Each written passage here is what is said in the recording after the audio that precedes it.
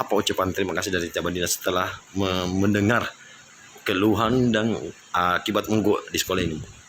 Mewakili teman-teman SMK Negeri Takalar mengucapkan